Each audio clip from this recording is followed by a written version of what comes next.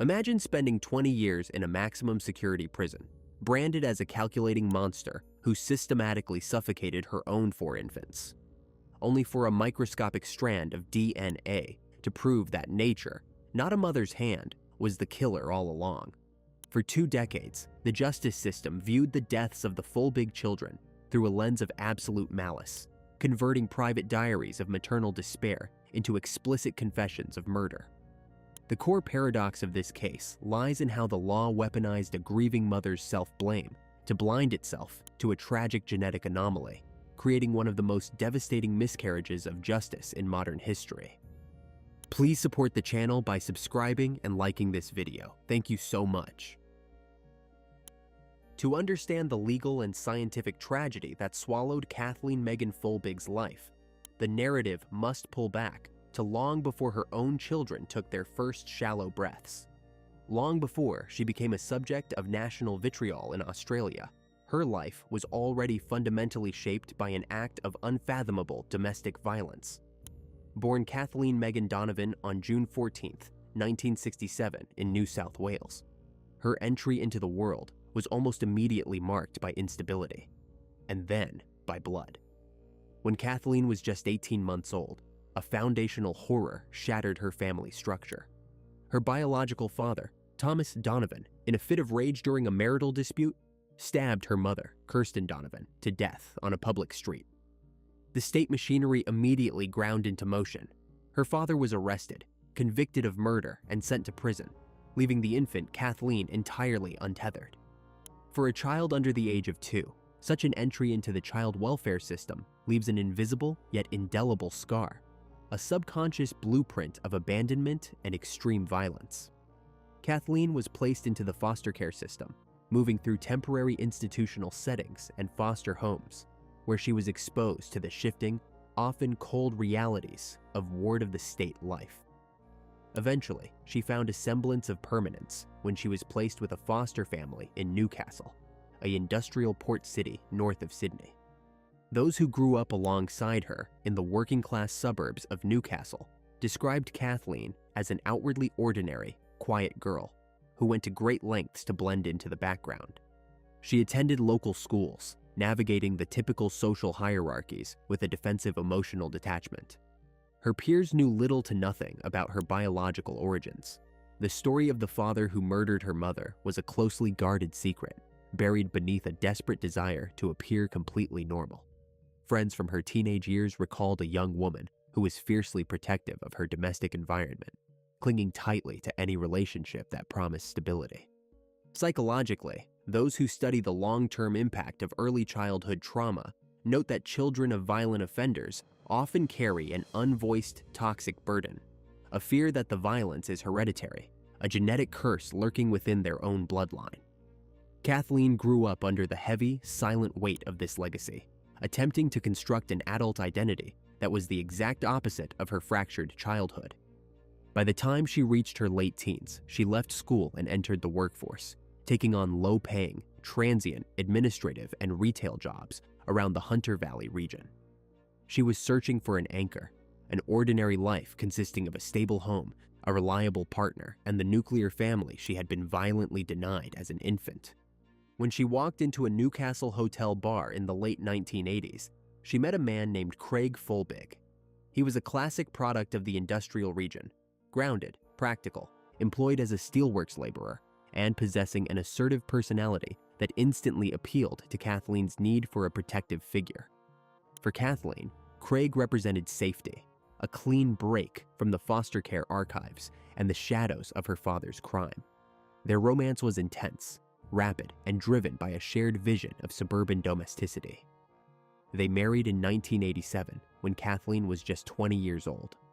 To the outside world, the young Folbigg couple looked like the quintessential working-class success story, purchasing a modest home and preparing for the next logical step in their life plan, building a family of their own.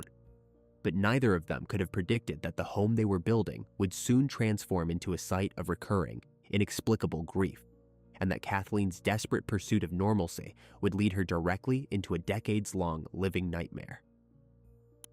The collective human understanding of motherhood is built upon an evolutionary promise of protection, an instinctual boundary where a maternal presence serves as the ultimate shield against the hostility of the external world. When Kathleen and Craig Folbigg settled into their domestic routine in the late 1980s, they were actively constructing an architecture of normalcy, a physical barrier intended to keep the traumas of the past entirely outside their walls.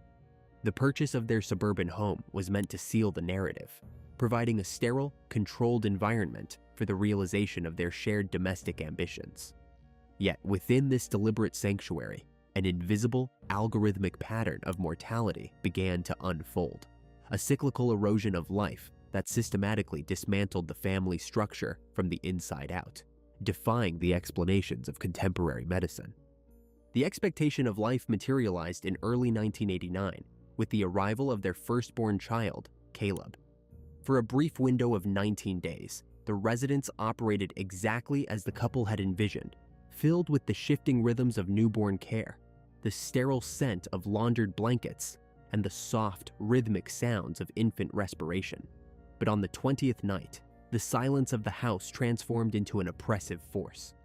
Kathleen checked the crib and found the child completely unresponsive, his skin cold, the life force entirely extinguished without a solitary sound or struggle to alert the sleeping parents. The emergency response units could offer nothing more than clinical formalities. The post-mortem examination yielded no anatomical anomalies, no structural defects, and no cellular evidence of trauma.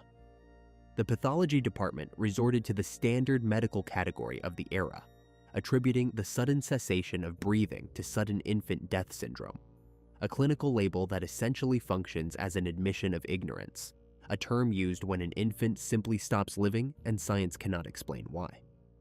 The trauma of the first loss did not halt the momentum of the family plan. Instead, it intensified the need to replace the emptiness left in the wake of the tragedy. In June 1990, Kathleen gave birth to their second child, a son named Patrick. The domestic space was immediately rearranged to accommodate a heightened state of surveillance, an anxious vigilance that dictated every waking hour. For 4 months, Patrick appeared to break the cycle, displaying normal developmental milestones and anchoring the parents' fragile hopes. However, the underlying vulnerability of the household reassumed control during a sudden nocturnal crisis. Craig was awakened by his wife's screams and rushed into the room to find Kathleen standing over the crib, where Patrick was locked in the grip of a massive oxygen-depriving seizure. The infant survived the immediate episode through emergency medical intervention, but the prolonged neurological trauma left him with severe, irreversible brain damage and cortical blindness. Less than 4 months later, in February 1991, a second, definitive respiratory collapse occurred while Craig was away at work. Kathleen discovered the child lifeless in his bed.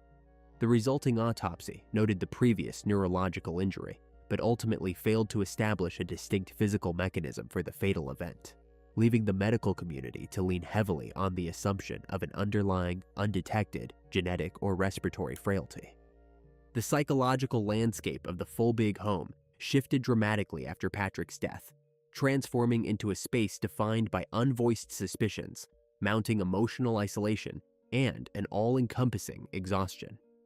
Craig immersed himself in his employment, creating a physical and emotional distance from the domestic sphere, while Kathleen was left alone to process a double burden of grief and an encroaching sense of personal failure.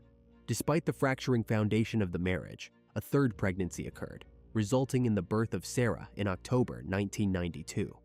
The medical establishment, now fully aware of the family's horrific history, implemented rigorous monitoring protocols, providing the household with apnea alarms designed to sound at the slightest interruption of the infant's breathing patterns.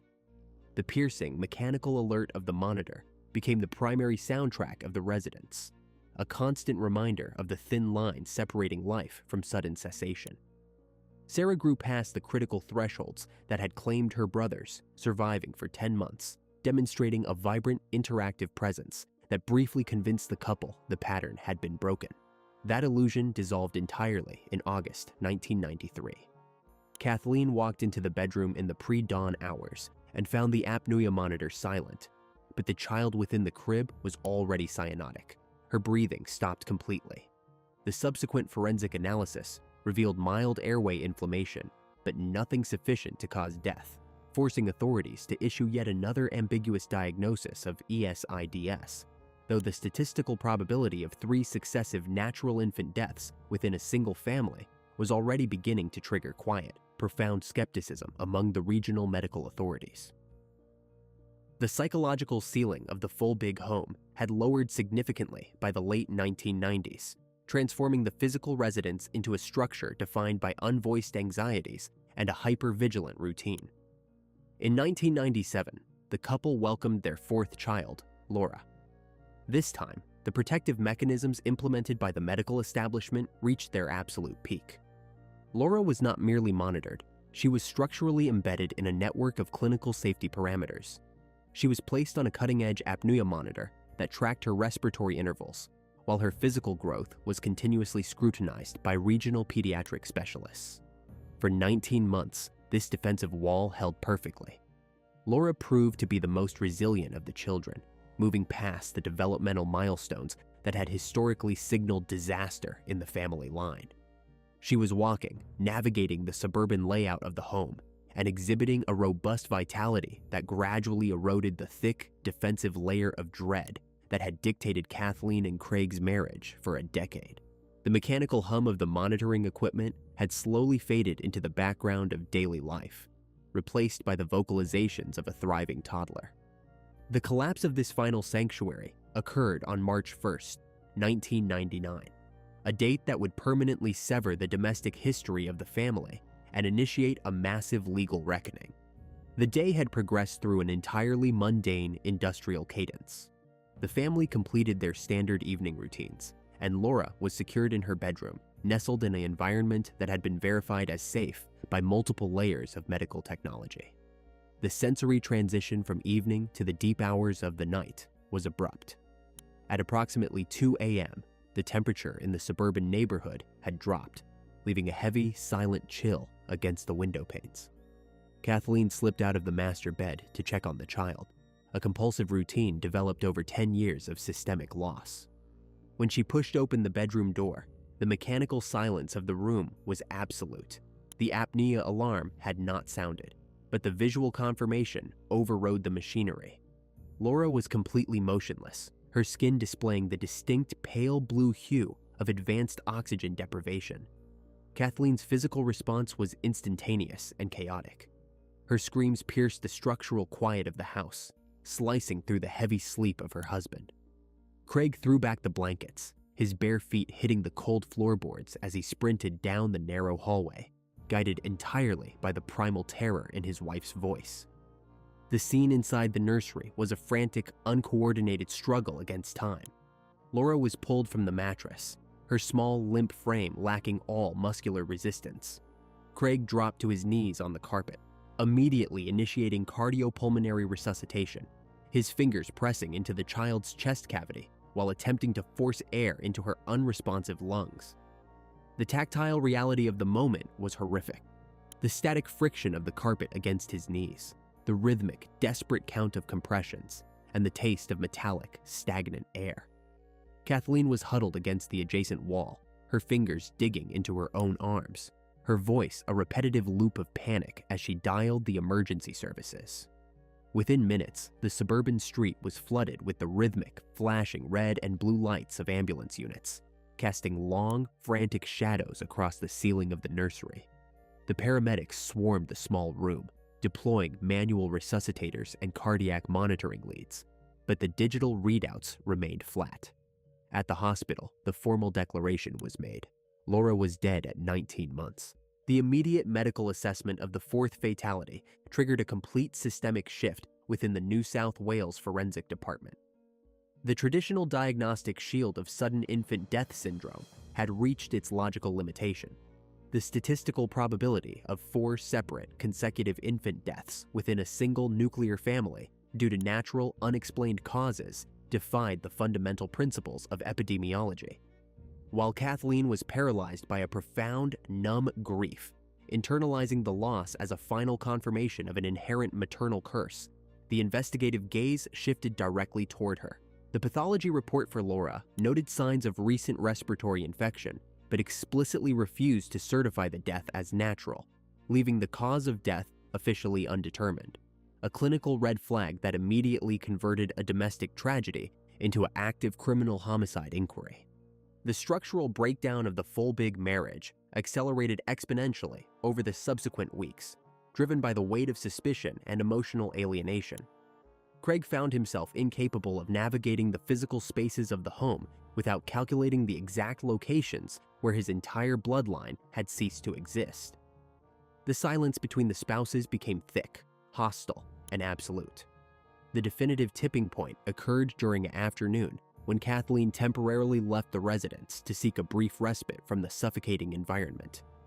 Craig, driven by a restless, unfocused urge to understand the mechanics of his own ruin, began sorting through the personal items stored in their shared bedroom.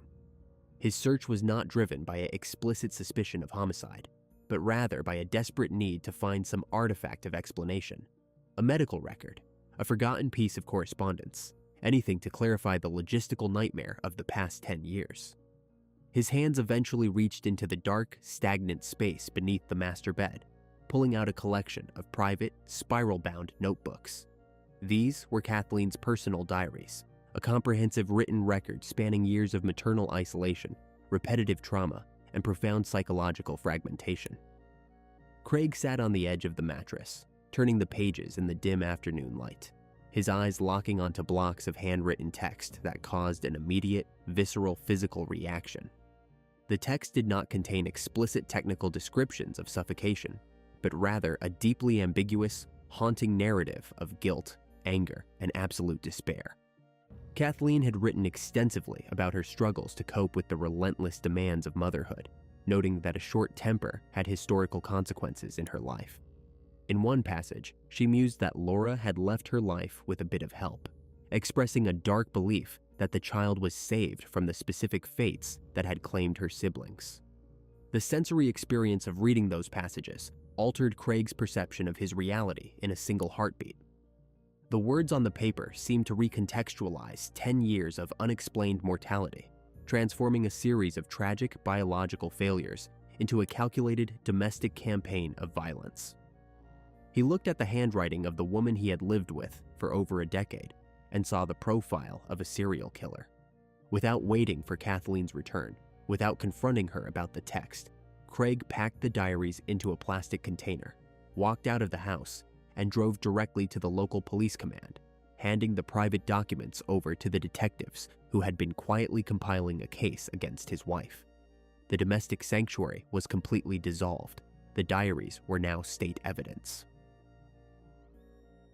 The extraction of the spiral-bound notebooks from the domestic environment signaled the total collapse of Kathleen Folbigg's private existence. When those personal items were transitioned into the custody of the New South Wales Police, they ceased to be records of internal psychological processing and became cold, hard exhibits for a criminal enterprise.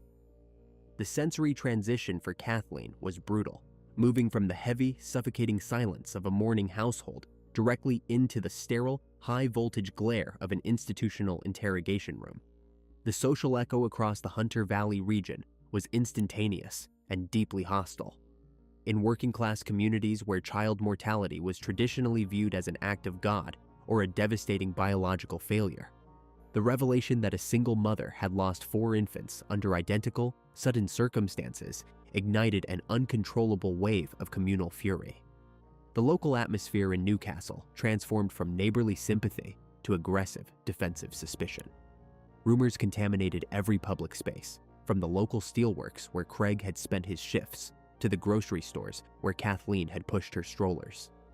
The community felt a collective necessity to distance itself from the perceived anomaly living in its midst.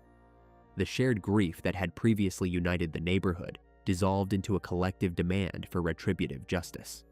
Strangers who had once offered condolences now avoided the residence, and the local press began framing the unfolding inquiry not as a medical mystery, but as the unmasking of an unprecedented domestic monster. On April 19, 2001, the systemic pressure reached its culmination. Police vehicles arrived at the property, their presence drawing the curtains of surrounding homes as neighbors watched the formal arrest materialize on the asphalt. Kathleen was taken into custody and officially charged with 4 counts of murder and 1 count of grievous bodily harm relating to the historical life-threatening event suffered by Patrick. The state infrastructure had firmly committed to a singular narrative. Kathleen Megan Folbigg was a serial killer who had exploited the vulnerability of her own offspring behind closed doors. The psychological profile compiled by state investigators focused heavily on behavioral nonconformity. In the absence of physical trauma on the infant's remains, the detectives sought to establish a motive rooted in extreme maternal resentment and inherited psychopathy. They mapped out her daily routines, her administrative employment records, and her social interactions, hunting for indicators of a calculated duality. The public perception was systematically managed through controlled leaks of the diary contents, ensuring that before Kathleen ever stepped foot inside a courtroom, the cultural consensus had already pronounced her guilty. The human complexity of a woman trapped in a multi-generational loop of trauma was completely flattened into a simple, digestible archetype of absolute evil. For Kathleen, the physical reality of the arrest was defined by a profound, disorienting isolation. The legal system stripped her of her identity as a grieving parent and reclassified her as an institutional metric. She was moved through the administrative machinery of the corrections department, subjected to routine strip searches, and placed in protective custody due to the volatile nature of her charges within the prison hierarchy. The very society that had failed to investigate the biological vulnerabilities of her children was now perfectly organized to execute her social and legal termination. The unbroken cycle of loss had shifted from the nursery to the prison cell, and the engine of the state was running at maximum capacity to ensure she would never walk free again. The legal machinery of New South Wales stood prepared to transform a complex medical anomaly into a definitive sequence of domestic executions. When the Supreme Court of New South Wales convened in Sydney in April 2003, the physical environment of the courtroom immediately established a rigid adversarial atmosphere. The standard judicial layout, heavy timber paneling, elevated benches, and the soft, repetitive rustle of legal briefs served as the operational background for a trial that would rely entirely on circumstantial interpretation. The Crown prosecutors faced a profound evidentiary deficit. The historical forensic autopsies had failed to establish any physical proof of non-natural death. There were no petechial hemorrhages, no internal bruising of the deep neck structures, and no traces of chemical or mechanical restraint on any of the 4 bodies. To bridge this vast gap between suspicion and a criminal conviction, the state moved to construct a narrative scaffold built on 2 distinct pillars: a problematic statistical maxim known as Meadows' Law, and the highly selective weaponization of private diary entries. The prosecution launched its primary tactical assault by introducing expert medical testimony rooted in systemic probability rather than localized anatomical evidence. The core of their argument relied heavily on the logic popularized by British pediatrician Roy Meadow, who asserted that a single sudden infant death within a family constituted a tragedy. A second occurrence generated deep suspicion, and a third drop in respiration equaled murder unless proven otherwise. The state transformed this flawed psychological generalization into an absolute legal baseline. The Crown prosecutors stood before the jury box, utilizing a steady, unyielding tone to hammer home the near-impossible mathematical odds of 4 separate infants from the same maternal lineage dying suddenly during sleep without human intervention.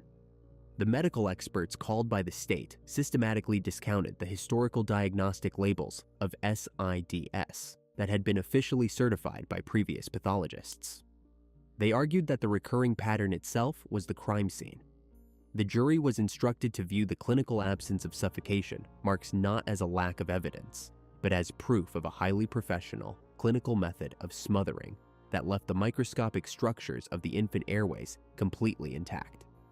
The defensive perimeter established by Kathleen's legal team was structurally weak, failing to present a unified scientific alternative to the state's statistical onslaught. During the initial phases of the trial, the defense lawyers cross-examined the state's medical witnesses, attempting to highlight the logical danger of substituting mathematical probability for physical proof of guilt. They argued that rare medical phenomena do not become impossible simply because they occur sequentially. However, the science of 2003 lacked the genetic tools required to expose the deep cellular realities hidden within the children's tissues. The defense could only offer vague theories of environmental vulnerability, unmapped metabolic defects, or undetected respiratory viruses. This lack of a concrete alternative biological mechanism allowed the prosecution's narrative of maternal malice to fill the explanatory vacuum inside the courtroom. The trial reached its emotional and legal turning point when the Crown prosecutors introduced the spiral-bound diaries recovered from beneath the master bed. The prose within those journals was not evaluated by literary or psychological experts as a manifestation of extreme maternal burnout, secondary trauma, or deep-seated depression. Instead, the state presented the text as a series of literal, chronological confessions written in the immediate aftermath of homicide. The prosecution selected specific, isolated sentences, projecting them onto screens or reading them aloud with calculated pauses to maximize the emotional impact on the jury. The sensory experience inside the gallery during these readings was incredibly tense. The heavy, mechanical cadence of the prosecutor's single voice echoing through the silent room, the distinct scratch of reporters' pens, and the visible discomfort of the jurors as they listened to the internal musings of a drowning mind. The Crown heavily emphasized an entry written after Sarah's death, where Kathleen stated that a short temper had historical consequences in her life and that the child had left with a bit of help. The state stripped these phrases of their broader context, a chaotic, unedited stream of consciousness where a traumatized woman was desperately trying to make sense of a perceived genetic or spiritual curse that seemed to follow her maternal journey. The prosecutors argued that the word help could only mean the physical application of a pillow or hand over an infant's mouth. They bypassed her extensive expressions of intense love, maternal devotion, and the agonizing grief that populated the surrounding pages, focusing exclusively on her dark self-blame. Kathleen sat at the defense table, her physical posture rigid, her face displaying a numb, defensive mask as her private attempts to survive the loss of her entire family were converted into a systematic blueprint for premeditated infanticide. The prosecution's narrative successfully fused her father's historical violent crime with her own maternal struggles, creating a psychological profile of an inherently dangerous individual who lacked the fundamental evolutionary drive to protect her offspring. They suggested to the jury that the desire for control over her domestic space overrode her maternal instincts, leading to a state of lethal frustration whenever the infants disrupted the ordered routine of the household. This psychological theory, though completely unsupported by objective psychiatric evaluations or eyewitness testimony, resonated powerfully with a public that demanded a clear human explanation for an otherwise incomprehensible sequence of deaths.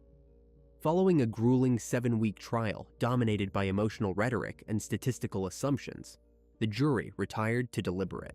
The institutional momentum was unstoppable. On May 21, 2003, the jury returned with a unanimous verdict. Kathleen Megan Folbigg was found guilty of 3 counts of murder, 1 count of manslaughter, and 1 count of grievous bodily harm.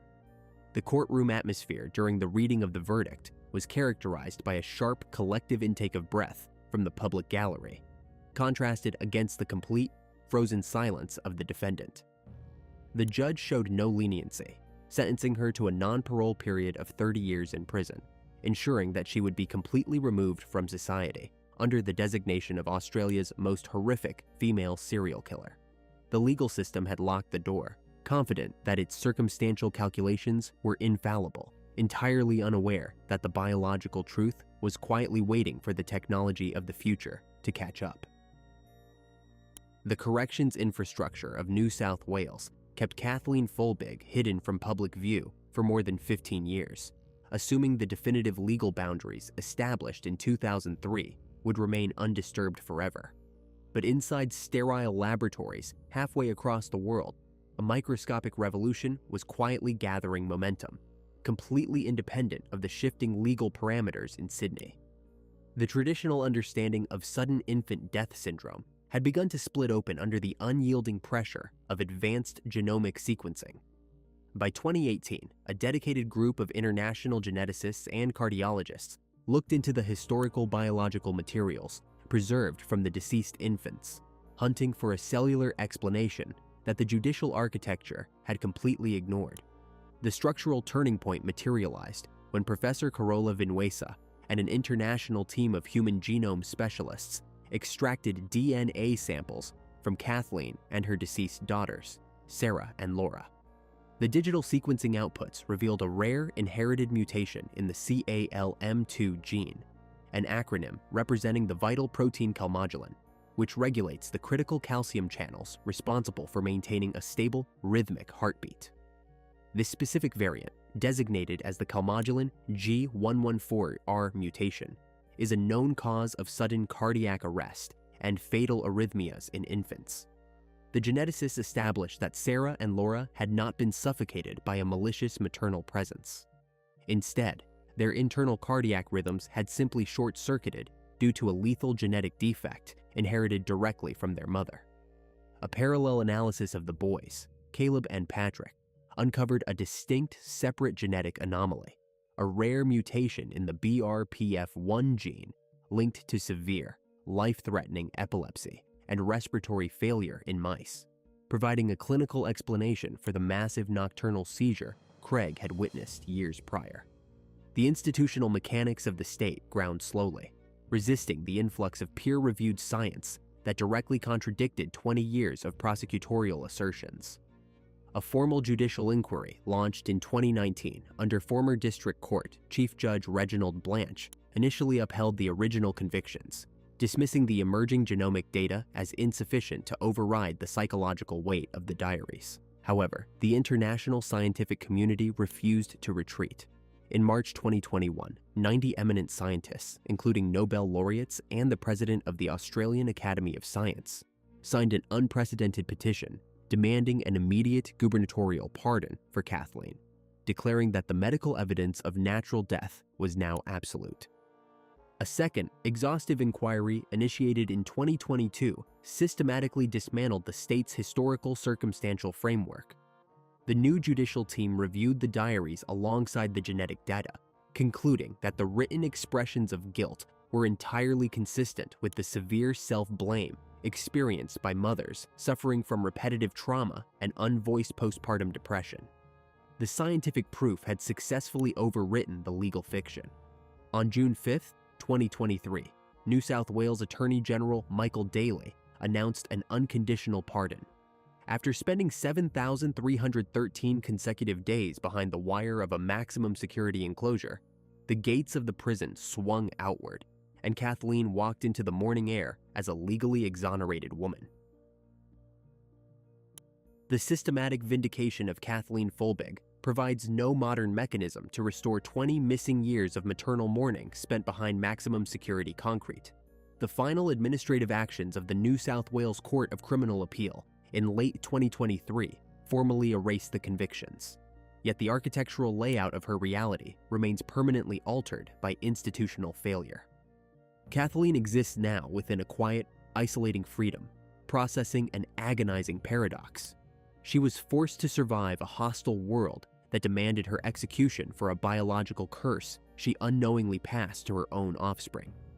The state machinery has moved on to other trials, but the visual profile of this case remains a harrowing testament to how easily collective prejudice and statistical arrogance can rewrite a family's tragedy into an artificial execution. Please like this video and share your thoughts about this case in the comments. Be sure to check out our previous videos as well. See you soon.